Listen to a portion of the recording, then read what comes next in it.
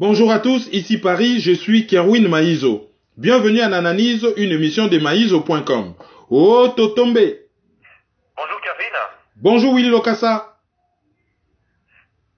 Bienvenue à l'analyse du 15 août 2017. Voici le sujet. RFI de retour sur la bande FM à Kinshasa. Une série de mesures de décrispation de la part de Joseph Kabila selon la Livre Ouverte Belgique. Nous parlerons des divers.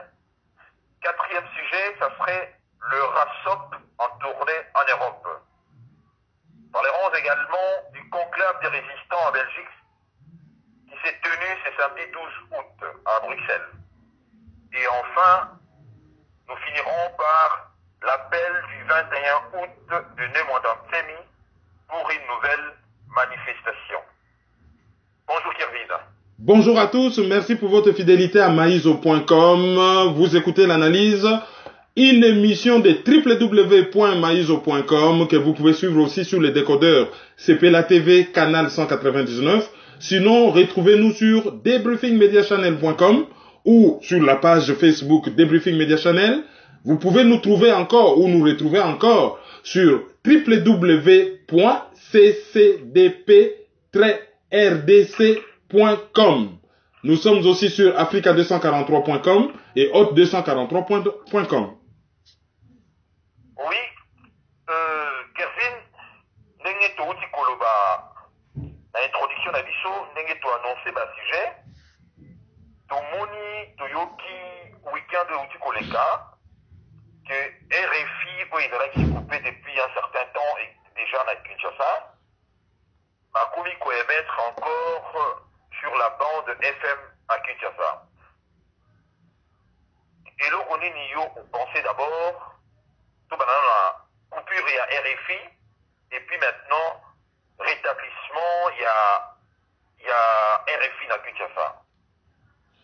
Alors, avant de répondre à la question, Nangina m'a quitté d'un agréable devoir, parce que c'est la première émission, Nazo Sala à Paris depuis que Nazo Ngi Zurich, pour na remercier Batunion So Oyo, Bataki Biso à l'aise na Zurich, notamment famille Lokassa, Willy, Mami et Mathieu Charles, et puis, maman Oyo So ya groupe Bobengi G13, parce que, maman ya groupe G13, Yambaki Biso quand même 2 fois, Mukoloto Yakina, un jour avant Tozonga, c'était une bonne chose, et puis, Baninga nyonso oyo, bakokaki, ko aider biso, ou ko soutenir biso, ezala de près, ezala de loin, na ba mot gentil na bango, ko benga, ko aborder biso, en tout cas, tous remercier bango énormément. Alors, les lopé, toko profiter pour na ba auditeur oyo, bato bazali vraiment très proche na biso, il y a un certain nombre d'événements heureux, donc toko incorporer en OPA en analyse, toko banana nous, na ko souhaiter un heureux anniversaire, 10e anniversaire, na Saskia.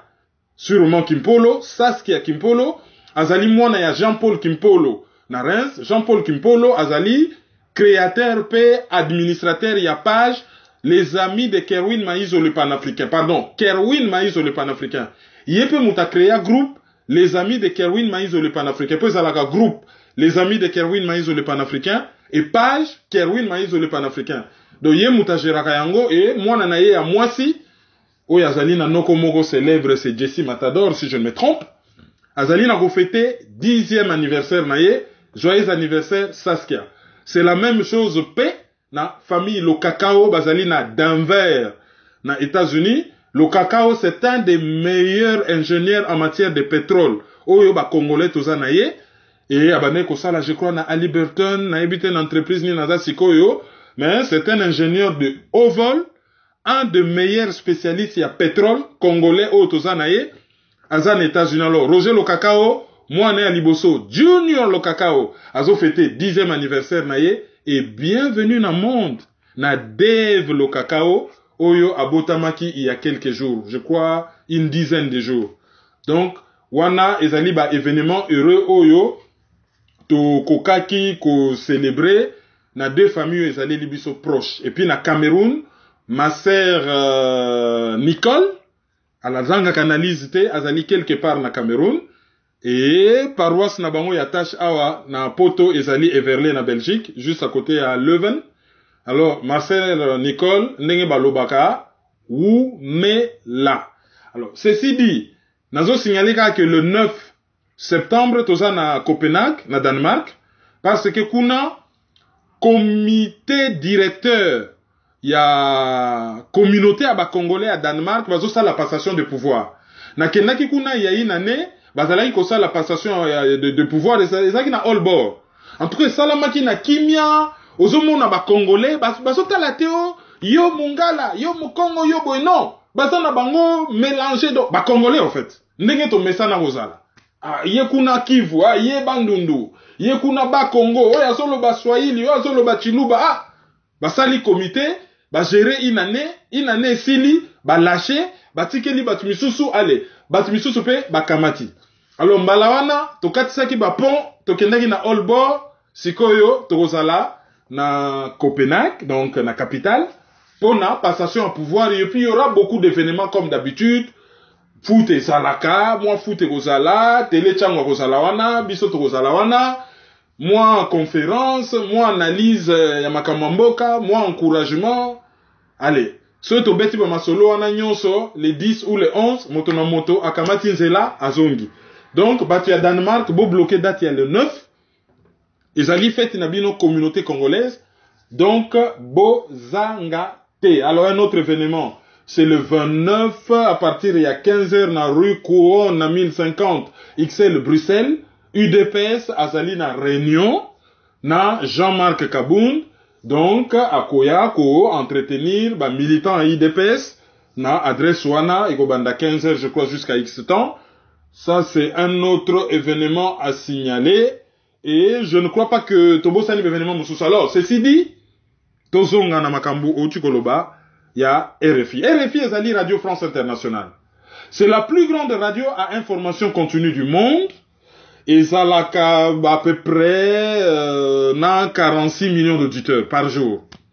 Et metaka plus ou moins na 20 langues.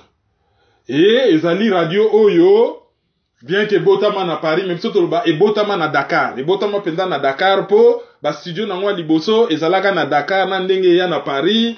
En tout cas, et connaissant moi, PDG Belé, bon, il y a à peu près 600 journalistes.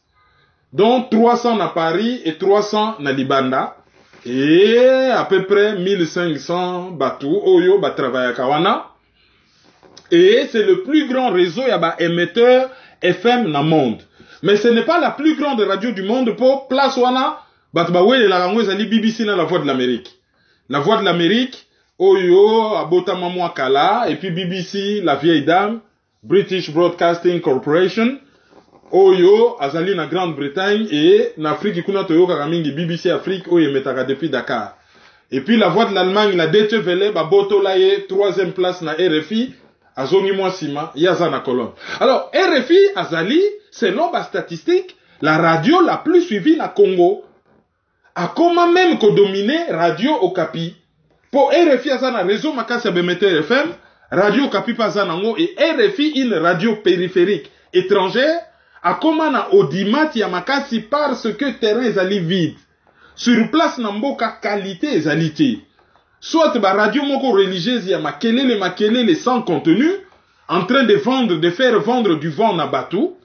Soit qu'on suit ba radio générale, au kozwa, quelques radios basées dans programme professionnel même, bah misusuana c'est vraiment du bricolage. Et puis bah radio ils ont répondre na norme. Tokoki kozwa radio Okapi, tokoki kozwa Top Congo FM, tokoki kozwa Univers FM ya Patient Ligodi, mukolo actualité.cd. Mais il y a beaucoup de choses à améliorer. Donc du coup, bah comment qui n'a besoin makasi ya RFI pour l'information parce que information ils ali besoin, ils ali loko la bilei. Et la nature a horreur du vide. Donc, vidéo yo, RTNC, a joué rôle na yete, c'est l'église derrière la maison du chef du village. Ce n'est même pas une espèce d'église au milieu du village pour na ko éduquer, ko informer, ko divertir. Mais, et ça n'a pas pour na ko ça la propagande. Donc, RFI a se glissé na yona a joué na place à Komaka, la radio la plus suivie na Congo. Alors, RFI ezali ko appartenir na Quai d'Orsay. Ezali ko appartenir na structure babengaka France Média Monde. France Média Monde ezali ensemble ya RFI France 24 na Radio Monte Carlo Doualia oyo ezali destiné na ba pays arabe. Mais na kati pe ba considéraka TV5 Monde comme faisant partie de cette structure pour bangonde batu bazali ko défendre France ya ba média à l'extérieur. Bazali la voix ou la vision de la France à l'extérieur. Mais bazali te selon bango bazali radio ya propagande te, mais bazali ko raconter le monde en français. Ko pe sa point de vue na bango et bayebi puissance nini oyo ko contrôler information, ko pe sa information, ko diffuser culture, puissance nini eloko aneza nango yango wana batia ba millions pour na bazala absenté ndenge ba américain bazana ba CNN na bango, la voix de l'Amérique, ba britannique bazana BBC World, bazali na BBC World TV na BBC Radio, ndenge Qatar azana ye muke mazana Al Jazeera na ye, ndenge Brésil azana Globo na ye, ndenge Allemagne azana Deutsche Welle na ye, ndenge Moscou Russie azali na Russia Today, ainsi de suite, Chine azali na CCTV et Japon azana NHK. Donc et Canada azana Radio Canada. Donc bango nyonso tout bayebi importance ya média. Et le Congo en nombre d'habitants, même ceux qui bango nyonso balobaka français te, c'est le plus grand pays na lobby te francophone, na lobby de l'espace francophone, déjà en superficie et ensuite en nombre d'habitants. Avant France et na Algérie. Donc du coup, Sokotali à peu près 45%, presque la moitié ya ba auditeurs ya RFI en Afrique, bazali na RDC. Donc ils ont pays moko stratégique. Ya mwana bureau ya Afrique centrale ya RFI et l'on a Libreville et Komanakim. Et depuis un certain temps, ba komaki kopé ça info oyo ezali réel. Sauf que Soko pesa info moko ezali réel, ça gêne le gouvernement congolais. Alors, et comme Makasoki bango bakosi, RFI a lobby, batunyos ba combien peu na tendance ya RFI a dit. Ah, RFI a lobaki. Batunyos bazo zela Afrique matin, na 5h30, 6h30, 7h30, oh ya 8h30 ezaka mingi Afrique de l'Ouest. Ah, batunyos bazo zela Afrique midi. Bon, Laurent Sadou a koufa, mais bato basimbiango mikolo yo, basara Tisser et les autres, baza makasi. Batutu bazo zela Afrique soir, 19h30, 20h30, 21h30. Batebele bazo zela appel sur l'actualité ya Juan Gomez. Batebele oyo balingi ba yeba banze moni nezo renye mikolo yo nini a bazo zela couleur tropicale na Claudicia et bayo karanga souvent wana me bayo karanga na RFI kaka wana te. Bayo karanga pe na bémission misusu. Et gouvernement congolais ezo gêné bango yango wana tango Sonia Rollet na Léa Lisa Vesserov oyo bazali ko s'occuper na dossier RDC ba pesi ba information moko ezali en rapport na liwa ya Kamwina Nsapu mbala moko ba kati bemetteur na Congo surtout na Kin et loko lezaki na problème na Brazzaville biso na Brazzaville Congo Brazza to kabolaka même bande FM Kinshasa na Brazza. Kinshasa c'est 105 FM ou si vous voulez 104.9 FM. Brazzaville c'est 93.2 FM, 92.3 FM je crois. Na intervitera toujours bas chiffre. Alors Brazzaville peut a brouillé émetteur Kinshasa a kati donc du coup na poule malebo na kin na Brazza. Donc ma voula na kin Malamoko RFI et ça là qui li sous-souté. Alors il y a eu un théâtre de vaudeville. Na kin soki batuni Menda lobio ezali yete ezali haute autorité des médias. Soki batuni haute autorité des médias a lobby ezali yete batuna gouverneur de la ville. Soki batuni donc ba se renvoyer bal ba misusu ba lobby présidence, ba misusu ba lobby boye, ba misusu ba zongisi boye, baza ko se renvoyer bal à gauche et à droite. Conséquence, to sali 9 mois sans RFI na bande FM et ce n'est pas la première fois. Mbala liboso pe RFI et katanaka kandenge wana pone zonga gouvernement congolais a obligeaka atiaka ba condition moko esala scandale et puis na journal Canard enchaîné bazali ko lingate mwasi akufaka na Mali Ghislaine Dupont asokipaka lisusu na dossier ya RDC asokipaka na yango lisusu te. Alors batiaki ba condition na bango. Alors mbaloyo bango batu ba prétendaki ke bayebi eloko te. Comme par hasard, toyoko yoka kaka vendredi oyo euti koleka na butu. Tozalaki le 11 mai, le 11 août pardon, le 11 août, toyoka mbala moko RFI ezongi à la fois na Kinshasa, ezongi na Brazzaville. Et Kinshasa zo prétendre que ba signer ba accord, ba lobaki kutu, pourquoi RFI zo émettre na Kinshasa, il faut que RTNC émettre na Paris sur la bande FM, ba lobi bo makam na bango, ba lobio ba yokani RFI, il faut appeler ça RTNC matériel, il faut former ba tu ya RTNC, mais RFI pas répondre que asala rango déjà bandaka là, appeler ça bango na formation, na matériel. Donc en fait bref, ce qu'on a compris, c'est Moutounion ça zo communiquer pas perdre face. Gouvernement congolais alinga la ki sabatunet ki bango ba grand biaka ba imposer ba français ba négocier biloko ebele ba obtenir ango na RFI zongi. RFI côté RFI directrice à RFI c'est Cécile Medji ozomona ke bango ba so sala profil ba pona ba offisquer ba autorité dite congolaise te autorité entre guillemets. Bon ezongi et il y a eu des discussions des tractations mais ba démontrer te eloko nini oyo koka iko changer. Et là ba kata ki pe mettre ya RFI ba renouveler accréditation à Sonia Rolete. Donc aza sous na droit penza ko travailler na kinte, ya kozonga na kinte, ba tikalika na kamanda wa kamanda oyo azali correspondant local, tandis que Sonia Rolete yé azalaki correspondante permanente. Donc yé mutu azalaki kofanda kuna sur place et je ne sais pas si yé mutazali chef de bureau. Mais de temps en temps, s'il y a un événement, bakoki kotinda un envoyé spécial. Alors, et ça l'a mis. Et zotinda biso peto mener réflexion sur cette colonisation médiatique. Celui qui maîtrise l'info a le pouvoir. Et ba pays occidentaux ba comprena yango. Yango na ba investita kambongo ebele. RFI wana, eza na budget moko, malgré que ça réduite, kalakalezaka 600 millions d'euros, ce qui commence au 400 combien. BBC ça a un budget à 1 milliard d'euros. Donc, soko zui kaka, 6 radios wana, 4 radios wana, oza na budget Congo Mobimba.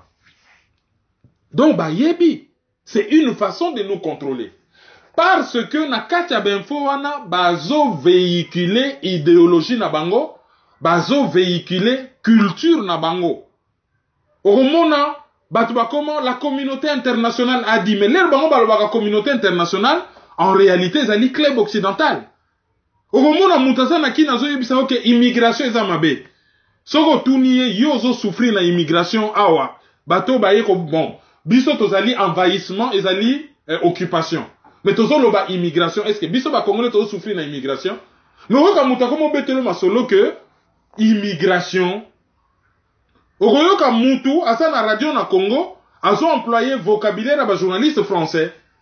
Mais bango baza s'adresser dans le monde entier, vous qui nous écoutez dans le continent.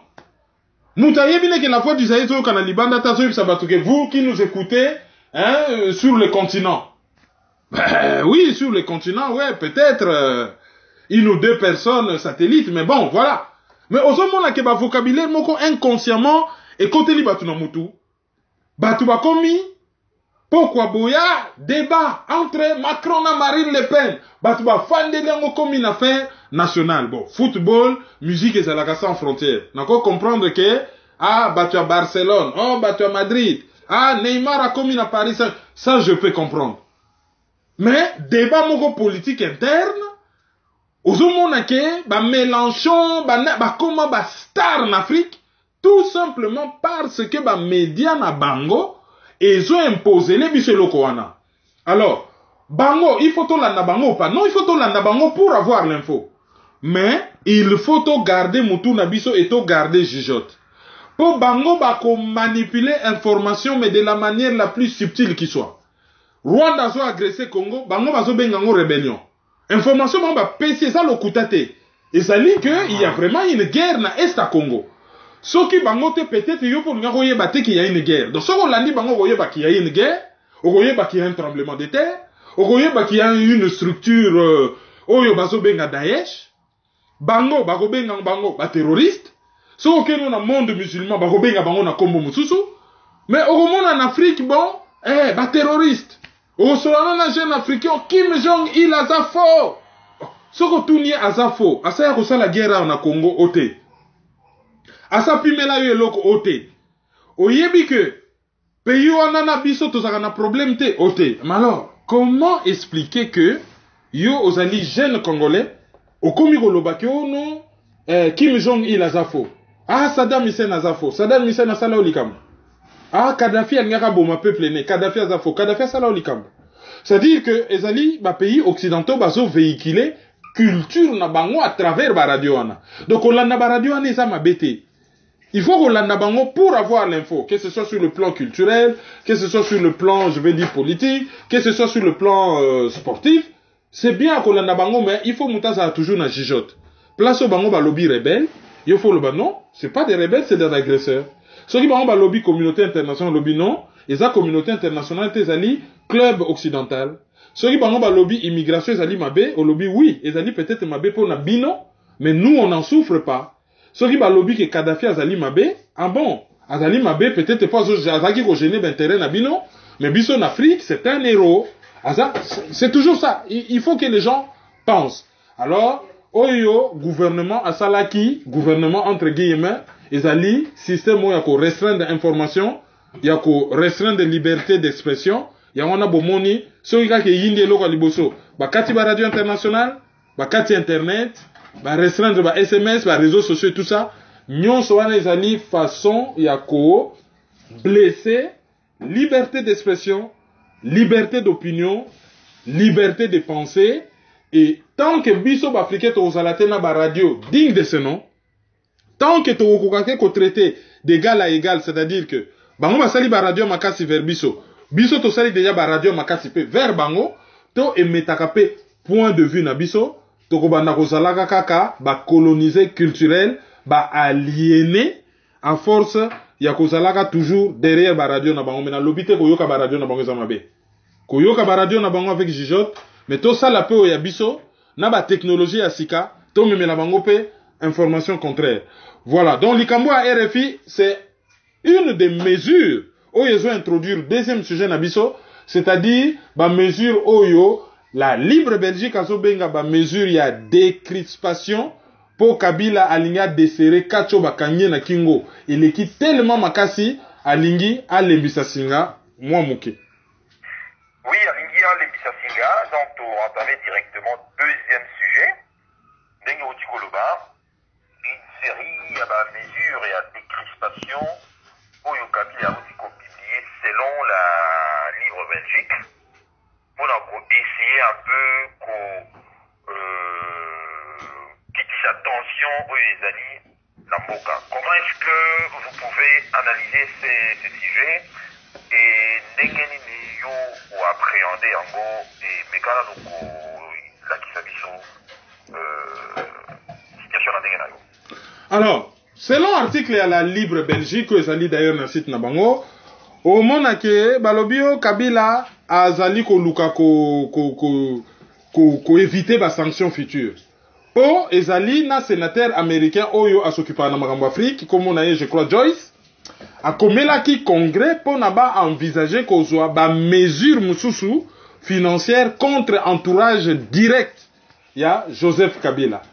Alors ya on a tozoyoka ba bruit en tout cas non confirmé mais to moni quand même photo au livre lembe avion photo ngo zomona il avait pas bonne mine. Ah, bon, il paraît qu'il ko tika so bambongo na poto. On n'en a pas de preuve. Ah azo luka moyen akimisa mbongo na ye a contacter batu bakimisa mbongo na ye. Mais toujours est-il que e bandaki le loté na banalise le kaka la tolobaka ke ba fretaki ba avion et kendaki na Cuba et kendaki kotika ba biloko et il y a quand même des mouvements ba kabiliste bazali na kotinda bana ailleurs bazana kokimisa ba biloko. Ça c'est un fait. Et l'air bango ba annoncer que ba sanction il faut kweya et que Donald Trump a nommé Nanouté sous-secrétaire général à SICA chargé des affaires africaines. Mais Ezalina Moko, j'ai pas son nom sous les yeux, mais Azalaka d'origine vietnamienne. Il y a Azalaka anti-kabiliste. Ce qui batche wana et koki koyinda. D'ailleurs, boyebi ke Kabila tina batu aux États-Unis, ba lobbyiste na ki kaya bin karubi, ba ke ne ko contacter ba lobby, ba pasaki même par Israël, ba ke ne ko contacter ba lobby na Israël pour Jared oyo abala mwana Ivanka Trump azali juif pratiquant. Donc ceux qui ba l'équipe par ba lobby na Israël bango ba koki ko utiliser ba canon na bango pona ko influencer pouvoir à travers ba bokilo hein ba bona mwana ya Trump na mobali na ye et ba influencer bokilo na bango to yebi na onte résultat ni kopesa. Alors lokola ba sanction na linge koya Kabila après avoir kosala ba bras d'honneur ko provoquer batu jour tebe ya kufa ki ale apesi ba amisi tango fort ba pri ba nini bango bat bazo soupçonner bango ki ba bomaka tebe sikoyo tomoni a libéraliser RFI yemoko ba signer document pona Ebemba Tshisekedi dezonga tomoni Luzolo Bambi akamati mikanani wana komaka ya lutte contre la corruption a livré moi batu moko basi ba bima mu pepe entre guillemets. Ça dit bateau baza sous na pouvoir te a livré bango pa ya procureur pour ne bimake bango bazo lutter contre corruption a salsement ma mesure wana nyoso et la libre Belgique a lobby ezali ba mesure oyo selon bango ezo la kisake Kabila zo banga ba sanction et il envoie des messages positifs na ba occidentaux notamment ba américains po ba lembisa singa moi muke et batika ye kimia. Or ya yebi ke bakotika ye kimia kaka soki a lâché pouvoir. Or soki a lâché pouvoir na kimia ba congolais ba yeba ke eloko ko changer zali kaka chauffeur a kiti mais kimbambala et ko continuer ko tambola ka na nzela ya mabe. Or ce que les congolais veulent ezali révolution. Ezali un changement radical. C'est-à-dire qu'on briser chaîne oyo, ya ba commanditaire, ya ba sous-traitant, ya ba exécutant oyo ba maître Congo en coupe réglée. Comme ici, les Congolais, les esclaves, Bazali, le peuple, avec un des pays les plus riches du monde, et Bango, Bazali, qualifié de peuple le plus pauvre du monde. Je crois, vidéo, mon réseau circulé dans les réseaux sociaux belges, Mogasali, la vérité sur le Congo, il a tout dit. Abandi kaka banana Léopold II, nandenge baka ko buma Lumumba, nandenge to komi lelo, vidéo anesa na mur nanga, la vérité sur le Congo, c'est belge a tout dit. Et le quoi ba congolais ba yo kakate soki ndeko na bango lobby ba bibisi ba vocabulaire ba nini il faut belge nde a loba ba ke ko yoka et oyo belge a lobby soki bo sangi songona vidéo ya keep it real ya Adeola Fahayun pardon toza même na version sous-titrée na lingala ezali ko circuler na ba réseaux sociaux bon toyebi bien que droit de la propriété intellectuelle ça ko exister. Mais tout ça qui comme la télévision nigériane, bazala un peu souple par rapport à ça. C'est pour les Congolais, c'est question de vie ou de mort. C'est la vérité sur le sur Kagame, et c'est là où les Congolais bazala sensible. Mais bon, au moins version à lingala, et ça li pour na batutu ba comprendre maye maman ona à lobaki. Mais Kabila l'air azo ça la semblant ya kolembisa singa. Pendant ce temps, pour technique nezalaka talk and fight. Azo ça la lobby. Azo bunda, azo consolider pouvoir nae, auti ko inaugurer ba bataillon oyo ba chinois ba former na Katsumbalesa. Donc azo continuer ko former ba Tamanduki. Et pendant ce temps, azo continuer ko distraire batuna opposition nae d'accompagnement. Oyo yemoko a créé pona kota la scénario. Nanga azo distraire batu na ba élection bat ba yebi ko sala nangote. Ngoyi mulunda komi ko ndima vérité ke il est grand temps, si koto lobe la peuple vérité, na yebite, il est grand temps par rapport à quels critères, akanisi ke batwa kobosa na mabe asala, akanisi ke batwa kobosa na fraude électorale asala, parce que pour naye, il est grand temps ba lobe la population vérité, selon tweet naye, et ami bengi pe passeur. Donc, élément nanyo sezo salama, Kabila a commis naye, ko tala ndenge nini, a ko glisser l'issous. 2016, le 19 décembre, l'élection salamité, va promettre le 31 décembre 2017. Et au Salamanangote, d'ailleurs, à la lure où vont les choses, comme il y a une tendance, même OIF, comme il y a une bataillon, OIO, basalaki na dialogue ya Senko, meka, kosala tout bazonga, basolola, ba réparer, pour na ba appliquer accord. Donc, comme il y a préparé l'esprit dans troisième dialogue. Troisième dialogue, OIO, après aventure, ya Badi Banga, après aventure ya Chibala, bakwa ko bimisela biso, aventure mususu ya Chilombo. Voilà, Kervin, Nayoki Outi soulever ma mesure de crispation que la Livre Belgique a publié, ou bien selon Bango Kabila Lingi a publié pour l'émissa un peu tension en Boka.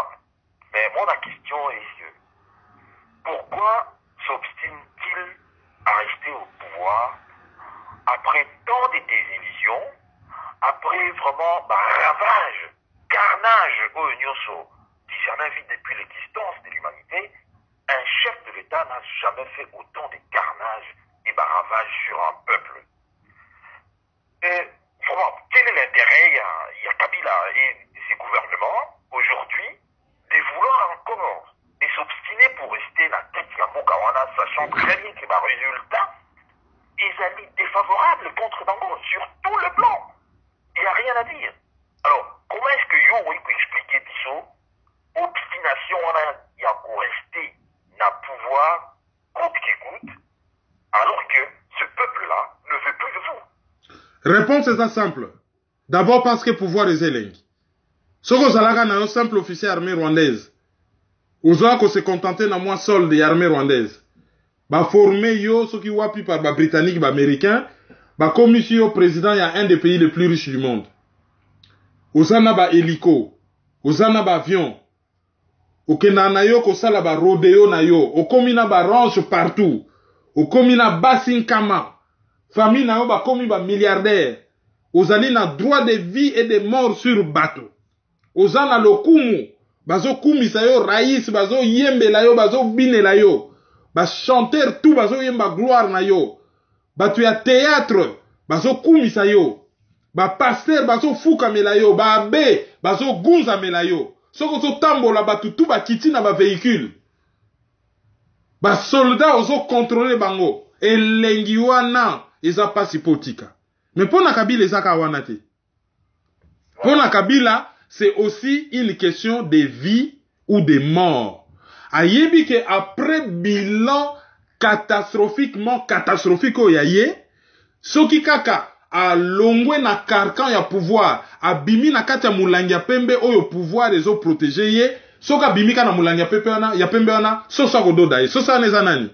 Soit peuple congolais va relincher ye, soit justice congolaise va régler les comptes, soit officier congolais va régler les comptes, ou à se retrouver dans ces pays pour les occidentaux se saleli motu, après va neutraliser nenge ba neutraliser motu na bango Taylor. Président ya Libéria 50 ans ya prison ba tchaye na boloko. Ndenge ba neutraliser massa na bango Saddam Hussein. Et ndenge ba neutraliser ka mutu na bango Mobutu, ndenge ba neutraliser massa na bango Savimbi. Et les exemples sont légion. Donc, pour naïe pouvoir les question de vie ou de mort, on n'a pas ça au Kendete, il faut que la se protéger. Et tant que les Congolais vont coopérer dans l'entreprise wana, ils ont pérennisé pouvoir naïe. Oui, alors je voulais pas rester dans notre mogo pessimiste sur question, juste pour dire aux Congolais que Bonaparte, Napoléon disait une chose. Il y a deux puissances au monde, le sabre et l'esprit. Et en force, c'est toujours l'esprit qui prend le dessus sur le sabre. Donc, Kabila Mata Kita, pour finir, c'est toujours les Congo, Motu Kozala gagnant. Il passera et Tokoboa Kaye na Pouvelia, l'histoire, et les Congolais sortiront toujours gagnants. Et puis, Outi Koloba, Nayoki Olisusuke, Toyoki des revenants. Moi, j'ai vu également Boussaniamou ici. Abimi a communauté comme ça là-bas, propos moko, ou déclaré propos moko contre Kabila. Or, nous savons tous que tous ces gens-là, à un moment donné, travaillaient ou bien ils continuent à travailler pour la fragilisation et en boka. Nenge Utikoloba, concernant Ngoïmoulunda, ma déclaration en Salaki. Est-ce que Kervin Maïzo, Batouana, quand je parle de Batouana, tous ces politiciens congolais, est-ce que ils ne profitent pas de ce que j'appellerais l'Alzheimer historique. Il y a un Congolais qui ne vaut pas mieux que l'Alzheimer cérébral. C'est-à-dire ces gens-là savent très bien que les Congolais, c'est un peuple Abo Sanaranaye Makambu. Amnésique. Amnésique, oui. À un moment donné, Makouya, on sent la déclaration du genre Outi Kolobawana et Nabambu Sanyamou ici. Donc, il faut récupérer Bango. Comment est-ce que analyser cette façon parce que toi là, on va dire les sous-sous, causons à la devant de la CNT de parler aux Congolais en nous regardant droit dans les yeux. Mais Tozalina, la classe politique la plus médiocre, la plus pourrie, la plus corrompue au monde, une classe politique très toxique. T'as la déclaration au Lengankoy. Au Lengankoy, ils ont déclaré que Moutou Oyo, Azali, magistrat suprême, chef ya police, chef ya armée, chef ya gouvernement, Mokonzi ya Magamunyonso, garant ya constitution, Moutouana, il faut qu'on l'Argentine aille, il ne faut pas qu'on dérange il faut qu'on respecte pour ceux qui battent pas qu'on déranger à qu'on en résistance et qu'on la passe, donc il faut qu'on koumi sa Kabila. Olengankoy, bah ibi bilan na ele razalaka ministre de transport. Les loyo taillé sur mesure. A commis na posenil CNCA. Aujourd'hui, Moutouneti lisanga bonganga. Les jours et la nuit. Kabila Rwandais, Kabila Wumela. Aujourd'hui, Moutouneti Mfumuntoto. Troisième voie, opposant, Mbalamoko, Kabila za modèle nanga. Voilà. Aujourd'hui, Batu Nyonso Yoya, G7. Ba travailler na Kabila, ba participer na bilan na ba enfoncer mboka tinase. Lelo yo, Mbalamoko ba komi bo opposant. Aujourd'hui, Batu ya IDPS. Ah, baza qu'on s'opposer, baza. Tout le bate IDPS Nyonso, hein, c'est l'aile familiale à but lucratif et la version tribale de l'IDPS. Ah, boye na boye. Lelo oyo, soki bango ba pesaka Kabila glissement nde batu nyonso oyo bazo kufa na Chimbulu, c'est-à-dire na Kasai. Banda le 19 décembre ti lelo, baza batu na bango. Po yo mutu asimbi mbeli azo boma. Oza na possibilité ko boa ke la ye filé, ba kanga ye na filé atika ko boma. Yo oyede yo lobi non continue. Mais banda place yo oyede ye okutani na ye. Na ndenga zo continue ko boma aveni mobimba ti place aveno koma kuna na croisement. Ozali pe comptable ya baliwa nyo sezo salama. Donc batu nyonso bazo kufa lelo na Kivu, na Kasai, na Katanga, Rasop azali pe comptable ya makila ya batu wana pour avoir favorisé les glissements les 19 après avoir compromettre batu carton jaune ya lokuta. Na carton rouge et bimakate. Batu ba yebi déjà que non, basi ba yokanaki na Ibiza, basi ba yokanaki na Monaco. Basi ba yokanaki na Venise, basi ba yokanaki na Paris Hôtel Raphaël, sans qu'on compte ba voyage ya Kalev, ya Mugalou, na limité. Lelo kutu ba komo lobako biso to ya ba corrompu. Faut ba ça argumenter. Ngai ba yela nga photo nga na kutana na Kalev, mais monde entier ba mona Kalev na limité, Mugalou na limité. Donc, ba ke ko sala makambu kaka ndenge ba yokanaki e ba ngba yela ba to argument ya biso tozo sala bino pe bo sala. Non. Soki bozo sala makambu na bino privé. Mais lorsque vous parlez du pays, n'a pas ça un exemple dans lobby na famille. Ce que vous avez ka jean na yo, ketch na yo, portable na yo, etali yo. Vous avez ka trousse na maquillage, vous avez ka liputa na yo, wax na yo, sapat na yo, etali yo. Mais mukoloka ko ye na masolo a kote ka lopango oyo papa somba pona batu nyonso, ba kote le melayo na yo na ba commissionnaire na yo parce que lopango c'est un bien commun. Ce qui bosa na masolo privé Italie Congo, ah non, comment gérer telle entreprise, comment faire ci, ça va. Mais ce qui est commis masolo à Congo, tout le monde a les droits parce que le pays appartient à tout le monde. Ce que communauté, boyato sangana non, ba sangana kana muto bosa ni même objectif. Muto yazali compromis, muto yazali corrompu, ba sangana kana yete. L'era Mobutu ayebisaka Laurent Désiré Kabila ke yaka ko aider ngato bomsamboka. Laurent Désiré Kabila lobagini mboke za na libulu. A répondre Mobutu à l'obité. Lokola yo sa na libulu na mboka, po na ngana yede yo fonga na zala libana na bwakela osinga. Ndenge ni yozo linga ngana kokota no na libulu. Bango tozo yebisa bango ke mabe na bino to yebi yango, toza na ko dénoncer mabe na bino et si vous ne laissez pas mabe na bino, toko continuer ko dénoncer bino et ko combattre bino parce que tozo combattre Kabila et son système et vous faites partie du système. Nga nazo bundana mutu. Yo otelemi na katikati ozo empêcher nga. Mais likof ya liboso ko zoyo avant zoye. Pono kata mbila fo kata baramo. Pono zo etuka ya mbila fo kata baramo. Soki Rasop ezali ba ramo ya Kabila pour na ko atteindre et tout Kambila. Il faut commencer d'abord déjà par couper les rameaux. Donc, soki bazongi na droit chemin. So balobio, IDP c'est un patrimoine commun, IDP c'est un Tshisekedi ta. Eza ngalo lampandanjila. Ezali ya Mbwankem. Ezali ya Liao. Ezali ya Kyungu Wakumanza. Ezali ya papa nani Fanana. Et la liste n'est pas exhaustive. Donc, patrimoine national, Moutounion ça a droit de regard. Alors, ce qui va suivre moi, clic moko basali, clic moko ya IDP so ezali ko développer l'activité anti-patrie. Notamment, réunion moko anti-patrie, comme Oye Salama qui conclave ya Genval. Bah, torote le mélango parce que ça faut cop. Après, ce qui va tout argumenter, bon, bah, so y en a argument, y a faible. Oui. Cervantes disait qu'Irvine, ceux qui jouent avec les chats doivent s'attendre à être griffés. Bao bazako sakanana ba niaou bien na niaou va s'attendre un jour peuple congolais va niaou ba ko griffer bango. Les Congos c'est un pur sang monté par un jockey obèse qui se considère comme un cheval.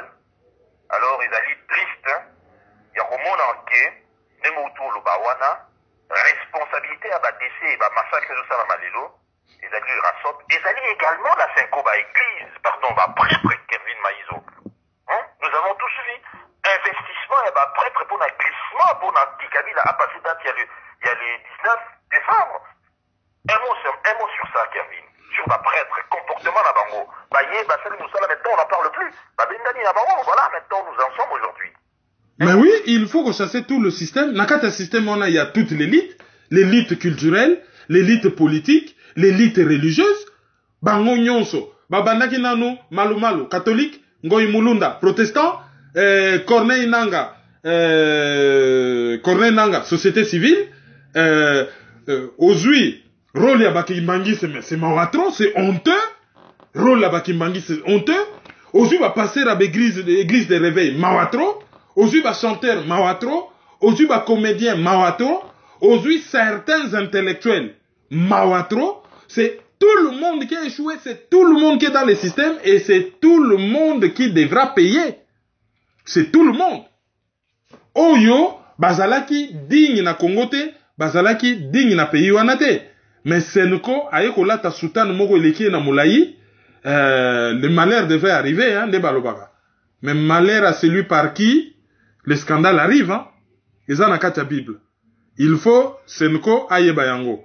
Otangaki Cervantes, Yemtakoma, Don Quichotte et les moulins à vent.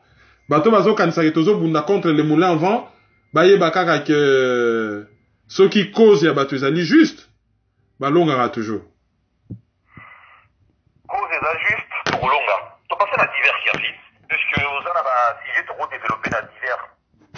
Bon, na divers ezali que Rasop basali na tourné en Europe, na ba communiqué à Liboso.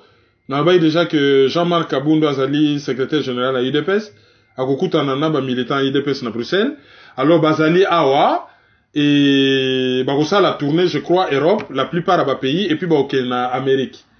Selon Bango, baye kosa la diplomatie.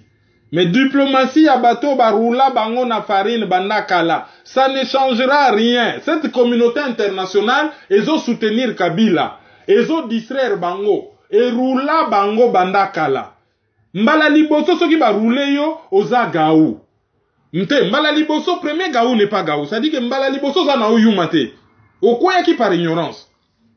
Mais soki ba zui yo mbala ya mibale wana za susu ki buyumate et komi ki bonkebere. Vraiment ba ivoirien ba lobaka premier gaou n'est pas gaou, c'est deuxième gaou kenyata. Mbala liboso oh non na yeba kite. Mais tango ba so ko zoyo mbala mibale ah wana komi suka na bayuma. Alors, bango ba roulaka bango kaka ba roulaka bango. Ba militant na bango ba belelaka ke bango ba bundaka soi-disant na terrain. Terrain mo za na kin, so ba ko luka nina. Po terrain za na kin. Bango soi-disant bazo bunda. Batikala na kin ba bunda kuna. Ba ko luka nina. Ba ko luka nini awa. Parce que ba fanatique na bango ba lobby terrain za la na kin. Et le la patron na bango azo ya. Ba lisusu ba masolo na bango wana ba yaka na sansa ko rouler mboka. Allez. Moi, ba petit soldat, ba bimi, ba komi ko s'attaquer na batu oyo, bazo fongola batu misu, po bazwa passeport a kokuta na patron na bango ke patron. Biso batu tofinga kabango na poto. De toutes les façons, ce qui groupement politique, argument, ezali insulte, ezali mawatro pona groupement politique. Je me demande quelle éducation batu bataliban ona bazalaka nango. Première fois na yebaka nzoto ya mwasi na chiluba na yoka ngwepa ya fille moko azali mwana ya un grand leader politique ya Congo. Vu statut ya tata na ye, il fallait bénéficier de la meilleure éducation qui soit, parce que éducation, instruction et kendaka nzela moko, et ceux qui moutaza na ba moyen, aza na possibilité, aza na facilité, ya ko éduquer bana encore un peu mieux, pour akoki ko soit ba majordome, akoki ko soit batu ba éduquer bana, et là, on avait vu, même ceux qui salio, ba finga ki tata na nganga na répondre, mais les gens ont vu, que, mwana ya mokonzi, akiti na kanivo, en train, il y a qu'à se répandre et on a comme l'impression que ça lit mode à fonctionnement, insulte et comment argument. Et puis alors, ça lit déplorable. C'est que, bah, comme même qu'on empêche, bah, tu vas réfléchir.